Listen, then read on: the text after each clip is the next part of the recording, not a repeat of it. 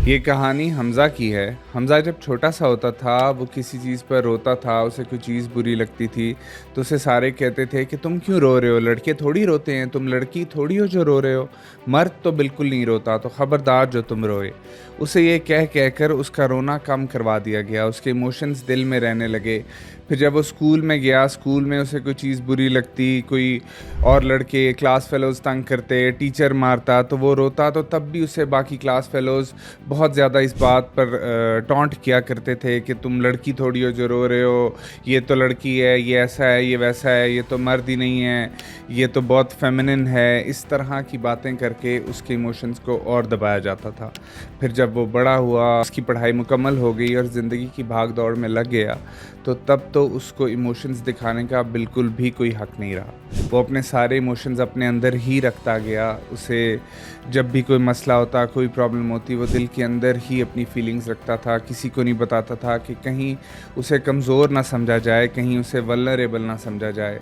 इसी तरह से जब उसकी शादी भी हो गई, तब भी वो अपनी बीवी के सामने भी अपने इमोशंस शो नहीं करवा पाता था, क्योंकि उसे लगता था कि उसे कमज़ोर समझा जाएगा, उसे मर्द ही नहीं समझा जाएगा, उसकी वो जो स्ट्रॉन्ग वाला इमेज है वो ख़त्म हो जाएगा, जिसकी वजह से उसके इमोशंस अंदर ही रहते गए और अंदर रहते रहते वो इमोशंस मरते गए, फीलिंग्स मरती गई।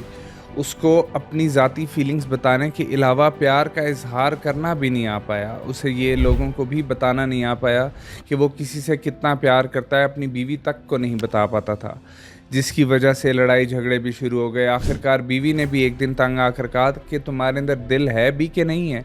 तुम कभी कोई बात ही नहीं करते मेरे से, अपनी फीलिंग्स नहीं बताते, कोई प्यार भरी बात नहीं करते, आखिरकार मसला क्या है?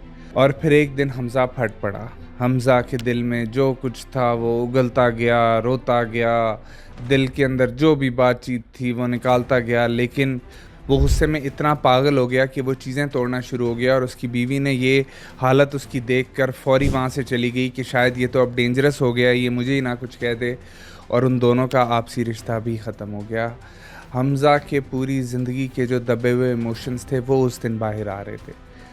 तो इमोशंस दिखाना कोई कमज़ोरी नहीं होती, कोई वल्नरेबिलिटी नहीं होती, लेकिन मर्दों को शुरू से यही बताया जाता है कि नहीं, मर्द रोता नहीं है। ये कहानी सिर्फ़ हमज़ा की नहीं है, ये आजकल हर तीसरे चौथे घर की कहानी है, हर दूसरे तीसरे मर्द की कहानी है। हर मर्द आजकल ऐसी सोचता है, वो अपनी फीलिंग्स का इज़हार नहीं कर पाता, वो बता नहीं पाता कि वो अच्छा महसूस कर रहा है या बुरा महसूस कर रहा है, उसको क्या चाहिए। वो दूसरों से अपने प्यार का इज़हार नहीं कर पाता। उसकी ज़िंदगी इतनी ज़्यादा रूखी सूखी हो गई है, जैसे एक इंसान की ज़िंदगी से आप बहारें निकाल दें, रंग निकाल दें, उस तरह की ज़िंदगी है आजकल के मर्द की। अब ये जो सारी चीज़ें हैं कि मर्द रोता नहीं है और तुम लड़की तो नहीं हो जो रो रहे हो, ये सारी चीज़ें उसे एक एक्सेप्टेबल मर्द बनाने के लिए कही जाती हैं कि सोसाइटी उसे कबूल कर ले, क्योंकि अगर ऐसा नहीं होगा तो सोसाइटी तो उसे कबूल ही नहीं करेगी। उसके बाद फिर मर्द को सिखाया जाता है कि वल्नरेबल होना वीक होने की निशानी है, तो इसलिए अपने किसी भी एक्शन से ऐसा शो मत करवाओ कि तुम वल्नरेबल हो। अमेरिकन साइकोलॉजिकल एसोसिएशन एपीए की रिपोर्ट हमें बताती है कि आदमी दुख और खौफ के इमोशंस को बहुत कम एक्सप्रेस करता है, जबकि गुस्से को वो बहुत आराम से एक्सप्रेस कर देता है, बल्कि जितना आ रहा होता है उससे ज़्यादा एक्सप्रेस कर देता है, क्योंकि गुस्सा एक ऐसा इमोशन है आदमी का जो सोसाइटी में एक्सेप्टेबल है, जबकि डर, खौफ या किसी भी तरह का दुख और गम का इमोशन सोसाइटी एक्सेप्ट ही नहीं करती एक मर्द की तरफ से। फ्रंटियर्स इन साइकोलॉजी में पब्लिश होने वाली एक रिपोर्ट हमें बताती है कि ज़्यादातर आदमी एलेक्सीथाइमिया का शिकार हैं, जिसके अंदर इंसान अपने इमोशंस को आइडेंटिफाई नहीं कर पाता, एक्सप्रेस करना तो दूर की बात है। यानी कि उन्हें पता ही नहीं होता कि वो क्या महसूस कर रहे हैं, तो जब उन्हें पता ही नहीं होगा कि वो क्या महसूस कर रहे हैं तो वो एक्सप्रेस कैसे करेंगे। और ये सारा कुछ कल्चरल ट्रेनिंग की वजह से होता है कि आदमी को यही बताया जाता है कि अपने इमोशंस को एक्सप्रेस करना ही नहीं है। उसके बाद फिर रिजेक्शन ट्रॉमा आदमियों के साथ चलता है। कभी भी पास्ट में उन्होंने अपने इमोशंस कहीं पर एक्सप्रेस किए हों और उनको उस तरह का रिस्पॉन्स ना मिला हो, या फिर उनके इमोशंस को डिसमिस कर दिया गया हो, तो वो अपने आसपास इमोशनल वॉल्स बना लेते हैं, जिनकी वजह से वो एक्सप्रेसिव हो ही नहीं पाते। वो यही समझते हैं कि इमोशंस को एक्सप्रेस करना एक रिस्क के बराबर है, जबकि खामोशी जो है वो सेफ़ है।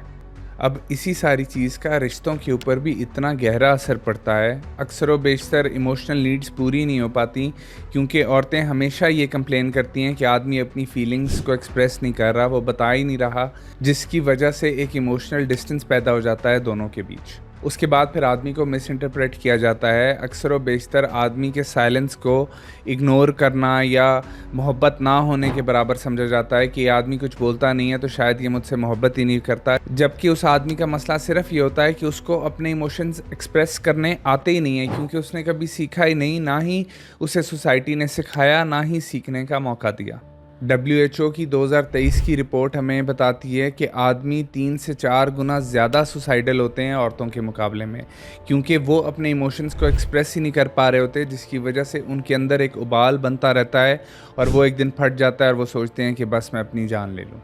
तो इसलिए आदमियों की जो मेंटल हेल्थ है ये भी एक रियलिटी है, ये एक एक्चुअल में मसला है जिसको हम आइडेंटिफाई नहीं कर रहे।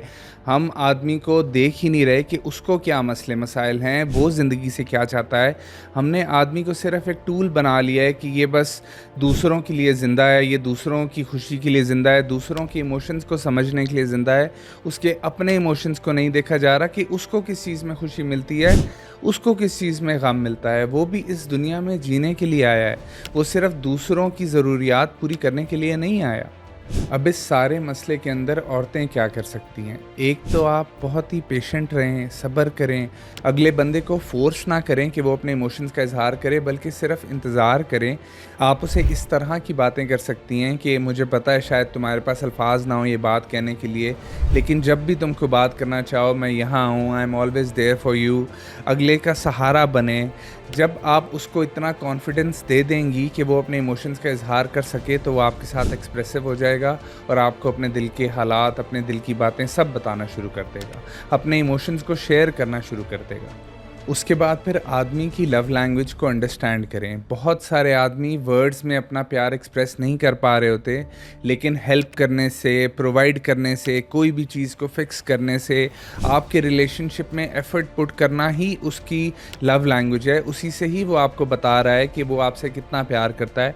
तो उस चीज़ को अंडरस्टैंड करें, उसे अप्रिशिएट करें और सिर्फ वर्बल तरीके से उससे वैलिडेशन मांगने के बजाय इन सारी चीज़ों को भी रिकग्नाइज़ करें और उसको थैंक यू करें, ताकि वो इन एफ़र्ट्स की वजह से और ज़्यादा खुश हो, आपके लिए और ज़्यादा एफ़र्ट्स करे और उसके बाद फिर आहिस्ता आहिस्ता वो वर्बल वैलिडेशन की तरफ भी आ जाएगा अगर वो ही आपको चाहिए तो। लेकिन उससे पहले वाली सारी चीज़ों को भी पूरा करना बहुत ज़रूरी है ताकि वो ईज़ी फील करे और अपने दिल की बात कर सके। उसके बाद फिर सबसे ज़रूरी चीज़ ये है कि आप एक सेफ़ स्पेस क्रिएट करें। जब भी एक आदमी आपके साथ पहली दफ़ा अपने इमोशंस का इजहार करे, अपने दिल की बात करे, खुल के आपसे बात करे, वही एक टेस्ट है। अगर पहली दफ़ा में उसने जब अपने इमोशंस का इजहार किया और आपने उन्हें खुले दिल से और खुले बाजुओं से एक्सेप्ट किया, तो आदमी आपसे अपने दिल की बात करना शुरू हो जाएगा, अपने इमोशंस एक्सप्रेस करना शुरू हो जाएगा। लेकिन अगर गलती से आपने पहली दफ़ा उसे डिसमिस कर दिया, रिजेक्ट कर दिया, उसे कुछ इस तरह का रिस्पॉन्स दिया कि उसे लगा कि उसके इमोशंस के लिए ये एक सेफ़ स्पेस नहीं है, तो उसके बाद दोबारा वो अपने इमोशंस का इजहार आपके साथ नहीं करेगा। उसके बाद फिर शायद आपको सालों लग जाएं उसे ये यकीन दिलाने में कि तुम मेरे साथ कोई भी बात कर सकते हो, अपने इमोशंस एक्सप्रेस कर सकते हो, लेकिन उन सालों के बाद भी शायद वो उस तरीके से एक्सप्रेस ना कर पाए। उसे वही पहली दफ़ा जब उसने इमोशंस एक्सप्रेस किए थे वही वाक़या बार बार याद आए। इसलिए बहुत ध्यान से इस चीज़ को टैकल करें। फिर इस सारी चीज़ के लिए आदमी क्या कर सकते हैं? एक तो आदमी को चाहिए कि अपने इमोशंस को आइडेंटिफाई करें, अपने आप से सवाल करें कि आज मैं कैसा महसूस कर रहा हूँ, मैं इस चीज़ के बारे में कैसा महसूस कर रहा हूँ, मैं फ़लाने इंसान के बारे में क्या सोचता हूँ, क्या फीलिंग्स है मेरी उसके बारे में। अपने इमोशंस को जगाने की कोशिश करें, खुद से बात करें, अंडरस्टैंड करें और उसके बाद एक दफ़ा आप अंडरस्टैंड कर लिया, आपने आइडेंटिफाई कर लिया अपने इमोशंस को, तो उसके बाद फिर एक्सप्रेस करने की कोशिश करें। उसके बाद फिर लोगों से बात करें, अपने दोस्तों से बात करें, उनको बताएँ अगर आप किसी भी मुश्किल में हैं, अगर आप किसी भी ज़हनी सोचों में चल रहे हैं, कुछ भी ऐसी चीज़ है जो आप फ़ील कर रहे हैं, लेकिन आप एक्सप्रेस नहीं कर पा रहे, तो आप अपने प्यारों से बात कर सकते हैं। वही लोग हैं जो आपका ख़्याल करेंगे, उस चीज़ को अंडरस्टैंड करेंगे। अगर कभी किसी से गलती हो गई है कि उसने आपके इमोशंस को वो इम्पोर्टेंस नहीं दी जो उन्हें मिलनी चाहिए थी, तो इसका ये मतलब नहीं है कि यही चीज़ हर बार होगी। अपने प्यारों से ही आप कुछ भी हो वो शेयर कर सकते हैं। और अगर आपको लगे कि आपका मसला बहुत ज़्यादा है और आप किसी से भी बातचीत नहीं कर पा रहे, तो आप थेरेपी ले सकते हैं, आप किसी साइकोलॉजिस्ट के पास जा सकते हैं। वहाँ जाकर आप अपनी तमाम दिल की बातें कर सकते हैं। मेरी बात याद रखें, थेरेपी कोई वीकनेस नहीं है, ये एक स्ट्रेंथ है। अगर आपको कहीं भी लगे कि आपके दिमाग में कुछ सोचें फँस रही हैं, तो उनको हल करें, उनका हल ढूँढें। उसके बाद फिर एक्सप्रेस करने की प्रैक्टिस करें। ये एक ऐसी प्रैक्टिस है जो वक़्त के साथ-साथ आपको परफ़ेक्ट बना देती है। लोगों को छोटे-छोटे कॉम्प्लीमेंट्स देना शुरू करें, अपनी थोड़ी-थोड़ी फीलिंग्स बताना शुरू करें। लोगों को बताएँ कि अच्छा मैं तुम्हें बहुत पसंद करता हूँ, तुम बहुत अच्छे हो, मैं I feel very proud of you. कुछ भी इस तरह की चीज़ें जो भी आपको लगें आपके इमोशंस हैं, आप कोई कॉम्प्लीमेंट्स देना चाहते हैं वो दें। स्टार्ट विद स्मॉल, लेकिन आहिस्ता-आहिस्ता उसे बढ़ाते जाएँ और यही प्रैक्टिस आपके इमोशंस को बहुत ज़्यादा एक्सप्रेसिव बना देगी, जिसकी वजह से आपका दिल हल्का हो जाएगा। उसके बाद फिर सोसाइटी को इस सारी चीज़ के लिए क्या करना चाहिए? एक तो स्कूल्स को चाहिए कि वो इमोशनल इंटेलिजेंस के बारे में बच्चों को सिखाएँ, उन्हें बताएँ कि इमोशनल इंटेलिजेंस क्या होती है, आपने अपने इमोशंस को कंट्रोल कैसे करना है, एक्सप्रेस कैसे करना है, आपने क्या करना है। स्कूल्स के ऊपर बहुत बड़ी ज़िम्मेदारी है कि वो जनरेशंस को बड़ा कर रहे हैं, तो उन जनरेशंस को ऐसे बड़ा करें कि वो इमोशनली बहुत स्ट्रॉन्ग हो। उसके बाद फिर माँ-बाप को चाहिए, स्पेशली बाप को चाहिए कि बाप अपने बेटे के सामने रोए, उसे रोकर दिखाए ताकि बेटा छोटी उम्र से सीखे कि it is okay to cry. अगर मेरा बाप रो सकता है तो मैं भी रो सकता हूँ। अगर मेरा बाप अपने इमोशंस को एक्सप्रेस कर सकता है तो मैं भी कर सकता हूँ।